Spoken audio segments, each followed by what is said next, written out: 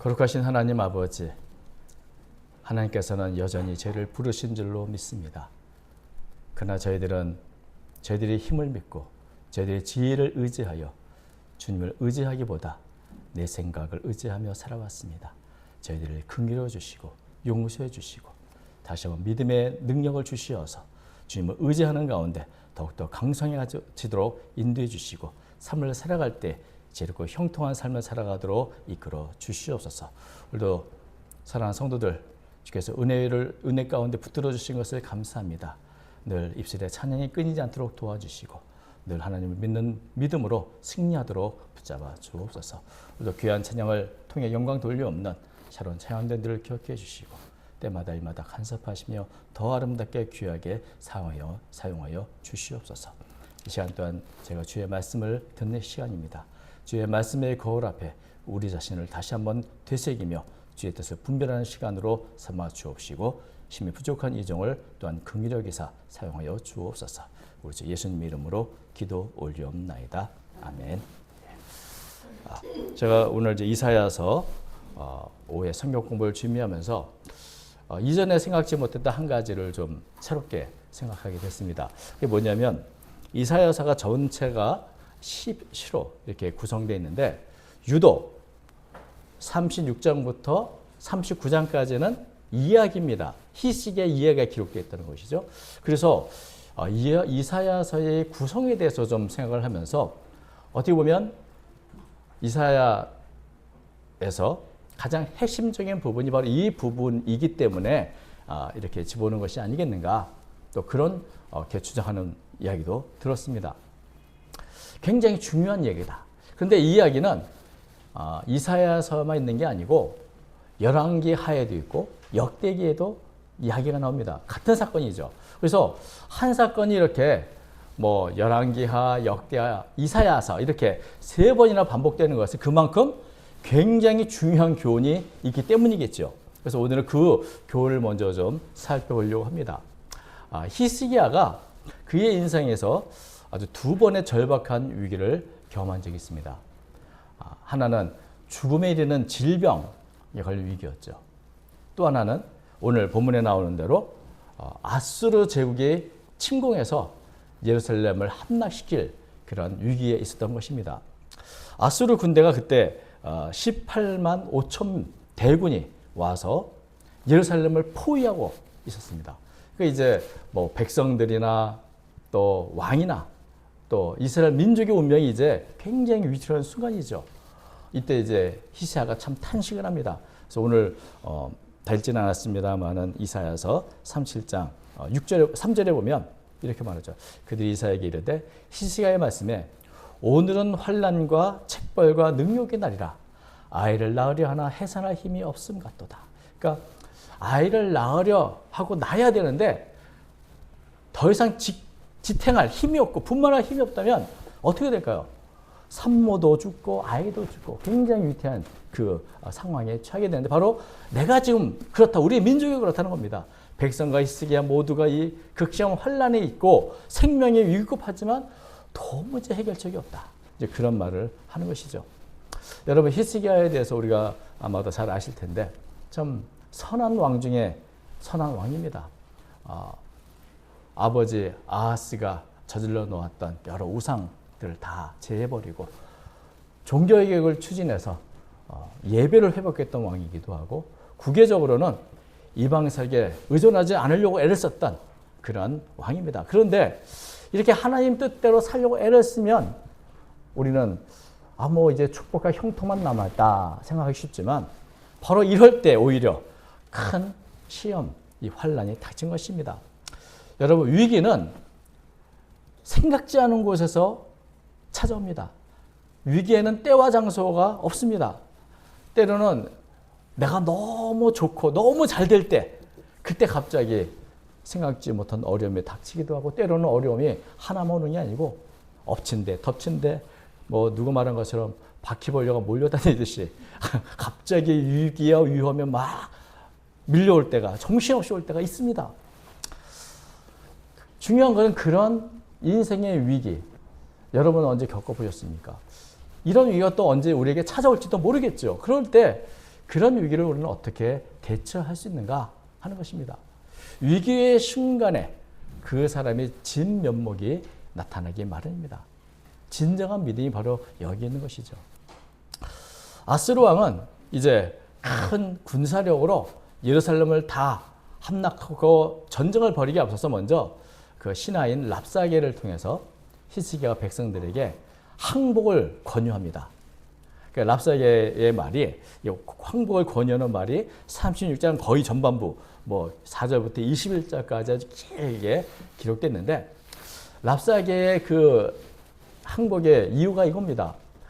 너희 도대체 뭘 믿고 아수르 제국이 되돌려고 그러냐? 아수르 제국에 대항하려고 하는가? 빨리 항복해라. 너희들이 믿는 게 도대체 뭐냐? 이렇게 말합니다. 그래서 믿음 혹은 신뢰라는 단어가, 동일한 단어가 7번 반복되면서 계속해서 도대체 뭘 믿고 그렇게 너희들 자신만만하고 있냐? 아직도 대항하고 있냐? 믿는 게 뭐야? 애굽이냐? 하나님이냐? 너희 군대냐? 이러면서 조롱하면서 그 믿음은 다 헛것이다. 다 무너졌다. 그런 것은 아무것도 믿을 것이 없다는 것을 계속 반복해서 말하는 것입니다. 그래서 우리가 4절부터 보면 첫 마디가 그렇죠. 이 랍사게의 말이 이렇습니다. 대왕 아수르 왕이 이같이 말씀해요. 네가 믿는 바 그 믿는 것이 무엇이냐? 너희 뭘 믿냐? 이렇게 말이 시작됩니다. 그리고 나서 항복할 수 있도록 3가지 이렇게 전략을 사용했죠. 첫 번째는 불신을 조장했습니다. 히스기야는 무능왕이야. 너희들 지킬 수가 없어. 이렇게 비난하고, 너희들이 애굽을 믿는다고? 그건 너무나 어리석은 일이지. 왜냐하면 애굽은 부러진 갈대에 같은 그런 허약한 존재이기 때문에 그래. 하나님을 믿는다고? 야, 히스기야가 종교계에 간다고 이렇게 저렇게 산당도 없애서 하나님께 오히려 노예만 살 것이야. 그래서 하나님을 의지하고 살아봤자 손해보기 마련이야. 이렇게 불신을 조장하는 것이 먼저 있고요. 두 번째는 두려움을 심어줬습니다. 여러분, 이 아수르의 군대가 아주 악명이 높은 군대입니다. 얼마나 무섭고 잔혹한지 그 병사들마다 자기가 죽였던 이 사람의 머리를 달고 다녔던, 그래서 보기만 해도 정말 끔찍한 모습으로 사람들을 잔혹하게 이렇게 싸웠던 군대가 바로 이 아수르 군대입니다. 아주 악명이 높은 군대인데 이렇게 말합니다. 야, 너희들 군사력을 믿냐? 내가 2,000필에 말을 줘도 아마 그거 탈 사람도 없을걸? 이러면서 조롱하고, 우리들의 그 가장 쫄병이라도 너희 누구와도 싸도 이길 수 있어 라고 하면서 이제 조롱하면서 아주 절망을 심었죠. 사실 이게 과장된 것이지만 실제로 아수르 군대는 너무나 강한 군대였고 유다 군대는 정말 힘없는 것이었습니다. 더구나 이 아수르는 우리가 이렇게 와서 예수를 점령하는 것은 바로 하나님이 우리를 세웠기 때문이고 하나님의 뜻이 그 안에 있다. 이렇게 또 이스라엘 백성들로 하여금 참 절망에 빠지는 말들을 계속합니다. 세 번째는 그렇기 때문에 아수르에 항복하는 것만이 살 길이다. 너희들이 만약 항복만 하면 각자 자기의 포도와 무화과 열매를 먹을 수 있고 각자의 우물을 파서 마시게 할 수 있고 더 나아가서 항복하면 기름지고 좋은 땅으로 너희를 옮겨줄 것이다. 이렇게 이제 유혹을 했습니다. 이스라엘 백성들은 당장 생명이 위태로운데 이렇게 가장 좋은 곳을 주겠다고 약속하는 거 얼마나 참 달콤한 유혹이겠습니까? 이런 상황에서 도대체 우리는 이 이스라엘 백성들은 무엇을 선택할 것인가? 만약 이런 상황에 우리는 무엇을 선택할까? 여기서 가장 중요한 문제는 너희가 무엇을 믿고 있느냐 이 질문입니다. 내가 믿고 있는 게 뭔가? 나의 믿음이 나를 구원할 수 있을까? 이렇게 어렵고 힘든 이 상황에서 나의 믿음은 흔들리지 않을 만큼 견고한 것인가? 내가 믿고 있는 이 하나님, 내가 믿고 있는 믿음, 이게 도대체 무언가? 그 스스로를 돌아보게 하는 것이고, 만약에 여기서 이런 믿음에 대한 신뢰가 무너진다면 그 누구도 더 이상 버틸 수가 없겠죠. 그냥 항복하고 말 것입니다. 그래서 환난과 고통, 어려움이, 위기가 우리를 무너뜨리는 게 아니라 그것을 바라보는 마음이 먼저 우리를 무너뜨립니다. 내가 절망하고 이제 희망이 없다고 말하는 순간 그때부터 우리는 무너지기 시작하는 겁니다. 절망은 눈을 가리고 포기하면 자, 그냥 편하게 살자. 이렇게 모든 걸 포기하는 마음을 갖게 됩니다. 그러나 여러분, 한 가지 분명한 게 있습니다. 아무리 길이 보이지 않고 절망 가운데 있는 것 같아도 한 가지 우리의 희망이 뭡니까?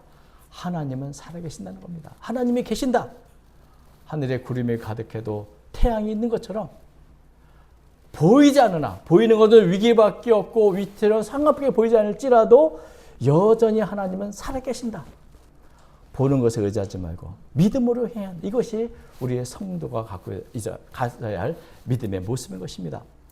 감당할 수 없는 일을 만나고 위기를 당할 때 절망이 아니라 믿음을 가져야 합니다. 그래서 우리가 여러 가지 위기 가운데 믿음으로 그것을 바라보면 그래도 희망이 있고 그 절망이 바뀌어서 은혜가 되는 것을 우리는 종종 경험하게 되는 것입니다. 그래서 이런 위기 가운데 히스기야는 위태로운 상황이 아니라 하나님을 바라보았습니다.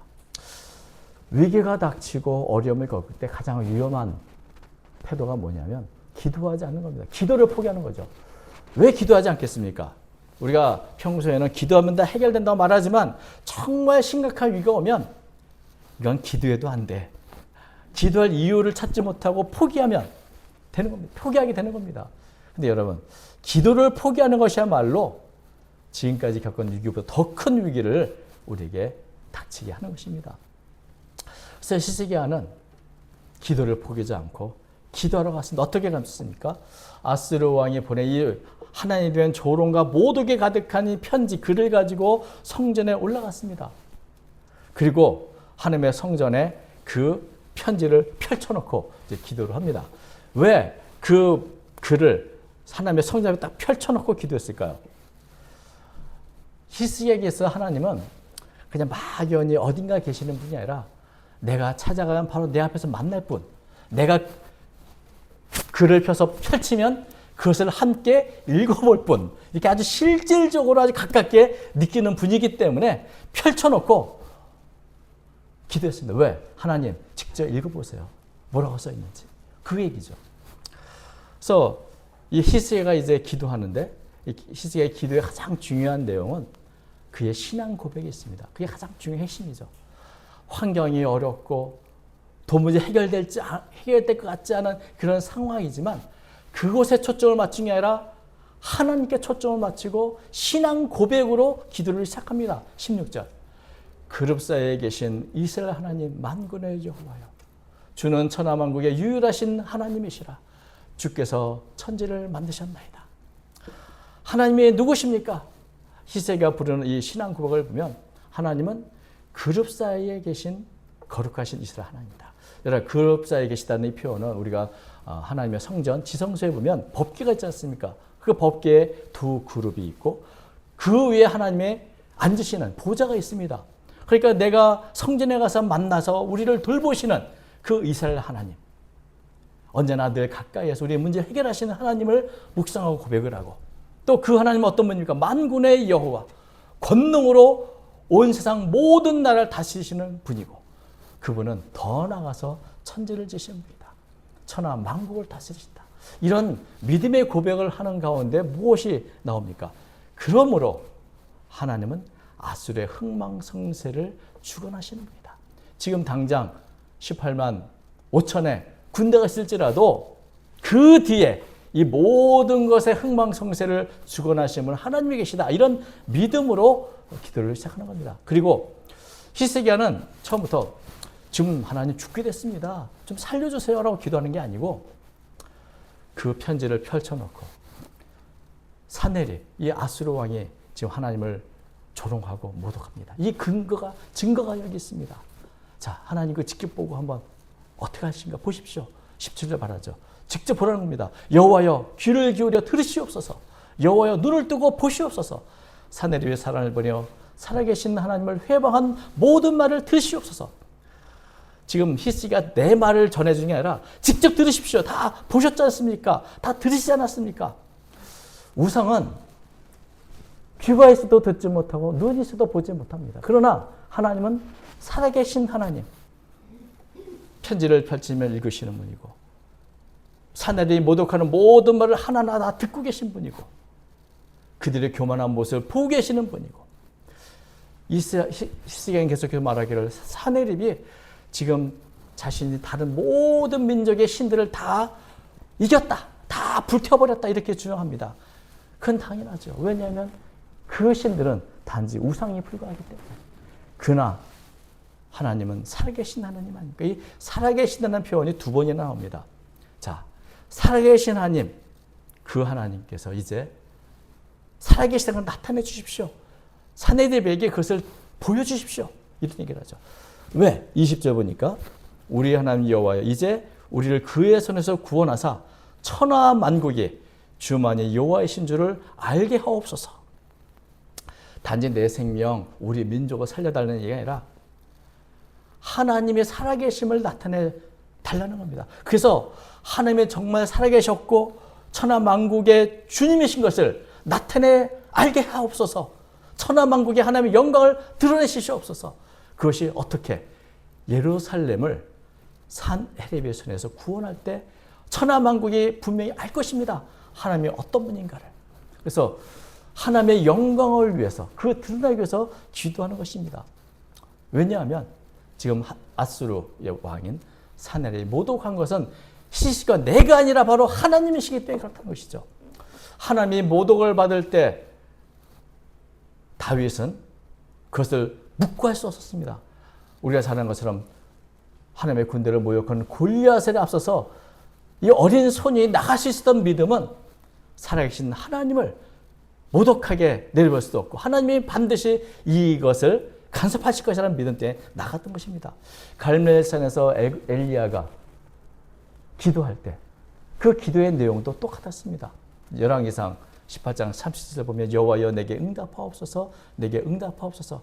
이 백성이 주 여호와는 하나님이신 것과 주는 그들의 마음을 되돌리키심을 알게 하옵소서. 하나님이신 걸 알게 해달라고. 이 백성들이 하나님, 주님이 바로 하나님을 알게 해달라고 이렇게 기도했던 기도처럼 히스기야의 기도는 사내립의 문제는 내 문제가 아닙니다. 이것은 하나님의 문제입니다. 하나님을 모독하고 조롱하는, 그래서 하나님이 간섭하셔야 할 문제라는 것을 분명하게 말해줬습니다. 그래서 이 문제는 누가 해결해야 되죠? 하나님이 직접 개입하셔서 해결할 문제라는 것을 말하고 있는 것이죠. 그래서 이렇게 히스기야가 사내립의 그 모독의 글을 펼쳐서 바로 이 문제를 내 문제가 아니라 하나님의 문제로 기도할 때 하나님께서는 어떻게 하실까요? 바로 이스라엘을 통해서 응답을 전해주셨습니다. 하나님께서는 아수르 왕이 결코 예루살렘을 함락하지 못할 것이고 자기 나라로 돌아갈 것이다. 그리고 예루살렘은 결코 무너지지 않을 것이며 유대의 남은 자들은 더욱더 번성할 것이라는 약속을 주었고 하나님이 열심히 이것을 이룰 것이라고 응답해 주셨습니다. 그리고 그 밤에 하나님이 역사를 하셨죠. 35절 보니까 이렇습니다. 37장 35절. 이 밤에 여호와의 사자가 나와서 아수르 진영에서 군사 18만 5천 명을 친지라. 아침에 일찍 일어나 보니 다 송장이 되었더라. 두려움과 놀람의 대상이었던 이 아수르 군대 18만 5천 명 대군이 하루아침에 다 죽어버렸습니다. 이것은 정말 우리의 생각을 뛰어넘는 하나님의 초자연적인 역사가 임한 것이죠. 그래서 하나님을 조롱했던 아수르 왕 사내립은 더 이상 전쟁을 수행할 수 없어서 본국으로 돌아가 버렸습니다. 고국에 돌아가서 나중에 이 사내립은 아들들이 권력싸움하는 그 통에 끼어서 암살을 또 당하게 되는 것을 또 보게 되죠. 그래서 이 너무나 큰 문제였는데, 너무나 큰 위기였는데 이것이 하루아침에 다 해결되는 것을 오늘 본문은 말해주고 있습니다. 여러분, 우리가 보기에 아주 큰 일이고 감당할 수 없고 도무지 기도해도 될 것 같지 않은 이 문제들, 근데 여러분, 때로는 그 문제들이 의외로 쉽게 해결될 수 있습니다. 그 문제가 내가 생각하는 방식이 아니라 새로운 방식으로 새롭게 아무것도 아닌 것이 될 수도 있는 것이죠. 신앙생활을 하면서 우리가 이런 경험들을 간혹 하게 됩니다. 내가 생각하지 못한 방법으로 너무나 쉽게 해결하시는 하나님의 역사. 그래서 어떤 문제든 어떤 위기든 미리 겁먹거나 두려워하거나 절망할 필요가 없습니다. 그것은 랍사에게 했던 것처럼 사탄의 전략입니다. 하나님의 백성들로 하여금 겁먹게 하고 두려워해서 절망하게 하는 것. 그래서 기도하지 못하게 하는 것. 그러나 여러분, 분명한 것은 하나님은 언제나 신뢰할 만한 분입니다. 내가 믿는 하나님은 내가 믿을 만한 분이고 나를 구원할 분이고 견고한 분입니다. 그러므로 하나님만을 의지하라. 하나님만을 의지하라. 이게 바로 히스기야의 이 위기에서 받게 된 교훈이고, 이사야서 전체가 앞부분은 심판의 메시지가 있고 뒷부분은 희망의 메시지인데 그 중간에 뭐가 있는가? 절망과 이 심판과 위로의 그 중간에 너희는 이런 하나님이 행하실 때에 너는 하나님만을 의지하라. 바로 이 교훈의 메시지를 위해서 그 가운데 이 이야기를 집어넣었다고 생각합니다. 어떤 문제든 어떤 위기든 하나님께서는 우리를 구원하실 수 있는 분이다. 그런데 왜 우리는 이런 하나님의 능력과 역사를 경험하지 못하고 살 때가 많을까? 여러분, 믿음은 어려울 때, 또 기도는 힘들 때 정말 그때만 나와서 하는 것이 아닙니다. 믿음으로 하나님을 의지한다는 것은 우리의 매일의 삶의 방식이 되어야 됩니다. 히스기야가 이렇게 하나님의 놀라운 역사를 경험할 수 있었던 것은 단순히 이렇게 힘들고 어려운 위기 앞에서 간절히 기도했기 때문이 아닙니다. 히스기야는 언제나 자기의 한계를 알고 하나님의 의지하고 신뢰하는 것을 자신의 삶의 방식으로 삼았습니다. 히스기야에 대한 평가가 있습니다. 이 역대 왕들에 대한 평가가 늘 나오는데 열왕기하에 보면 히스기야에 대한 평가를 열왕기하 18장 5절과 6절 이렇게 기록하고 있습니다. 히스기야가 이스라엘 하나님 여호와를 의지하였는데 그의 전후 유다 여러 왕 중에 그러한 자가 없었으니 곧 그가 여호와께 연합하여 그에게서 떠나지 아니하고 여호와께서 모세의 명령하신 계명을 지켰더라. 그러니까 여기 보면 여호와를 의지했는데 전후 그런 사람이 없었다. 또 하나는 그 어떻게 의지했는가? 곧 그가 여호와께 연합해서 그에게 떠나지 않았다. 연합했다는 이 단어가 착 달라붙는다는 뜻입니다. 굳게 결합했다. 그래서 두 개가 아주 밀접하게 결합돼서 이제 하나가 됐다는 그런 의미로 사용된 단어인데, 이 단어가 어디에 사용됐냐면 창세기 2장 24절에 남자가 아내와 합하여 둘이 하나가 되었다 할 때 합한다는 다 동일한 단어입니다. 그러니까 히스기야는 하나님과 아주 긴밀하게 착 달라붙어서 아주 결합되어 있는 상태처럼 샀다는 것이죠. 히스기야가 가장 중요하게 여긴 것은 하나님과의 관계, 끊어지지 않도록 조금 더 떨어지지 않으려고 늘 애썼다는 겁니다. 여러분, 하나님을 의지하면 의지할수록 더 의지하게 되고 믿으면 믿을수록 더 확신을 갖게 됩니다. 그러니까 히스기야가 하나 앞에 랍사에게 편지를 탁 펼쳐놓은 게 그냥 된 게 아니라 생활 속에서 문제만 생기면 하나님께 의지하고 하나님께 의뢰하고 기도하는 것이 생활화되기 때문에 바로 이 문제, 하나님 이 문제 가지고 왔습니다. 펼쳐놓고 기도하는 겁니다. 얼마나 하나님을 가까이 하고 친근히 여기고 또 떨어지지 않고 늘 의지하는가, 이것을 여기서 우리는 알 수 있는 것이죠. 여러분, 하나님을 의지하면 의지할수록 히스기야는 더욱더 강해지고 견고해졌습니다. 참고로 히스기야의 이름의 뜻이 여호와로 강해진다는 뜻입니다. 그러니까 하나님을 의지할 때 강해졌고 의지할수록 더 강해질 수 있다는 것을 나타내는 이름인 것이죠. 우리도 그렇습니다. 나를 의지하면 넘어질 수 있고 쓰러질 수 있지만 하나님을 의지하면 우리도 강해질 수 있습니다. 하나님을 의지하고 기도하는 것이 언제나 어디서나 우리 삶의 방식이 되어야 됩니다. 우리의 믿음의 방식. 무슨 문제든지. 그래서 기도할 때, 평안할 때 우리가 하나님과 가까이에서 기도하는 것은 하나님과 나와의 아름답고 즐거운 대화가 되지만 위급한 상황에서 내가 드리는 기도는 하나님께 올려드리는 구조 신호가 됩니다. 그 몇 마디 되지 않지만 히스기야가 하나님께 신앙 고백하며 이 문제를 아려는 그것이 하나님 앞에서 가장 강렬한 구조 신호가 되어서 하나님은 그의 삶에 간섭하셨고 위기를 깨뜨려 주신 것입니다. 우리의 삶에서 하나님의 역사와 하나님의 기적을 경험하기 원하신다면 말씀과 기도로 늘 하나님과 가까이 하십시오. 하나님께 의지하고 하나님께 기도하며 나아갈 때 그 가운데 하나님의 역사를 경험하고 하나님의 기적을 우리도 경험하게 될 줄로 믿습니다. 이런 은혜가 우리 모두에 임하시기를 주님의 이름으로 축원드립니다. 기도하겠습니다. 거룩하신 하나님 아버지, 우리가 약한 것은 우리가 하나님을 의지하지 않기 때문입니다. 다시 한번 우리의 믿음 없음을 고백하오니 긍휼히 여시고 용서해 주시고 시와 같은 믿음을 주시어서 주님으로 통해 더욱더 강해지는 저희가 되도록 인도해 주옵소서. 우리가 약하면 약할수록 주님을 의지하고 우리가 힘들면 힘들수록 주님께 나가 기도함으로 약할 때 강해지는 그 역사를 우리가 경험하도록 이끌어 주시옵소서. 오늘도 사랑하는 성도들의 삶을 돌아봐 주시사 힘들고 어려운 삶을 살아갑니다.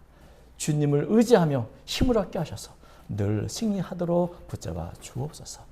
우리 주 예수님의 이름으로 기도 올려옵나이다. 아멘.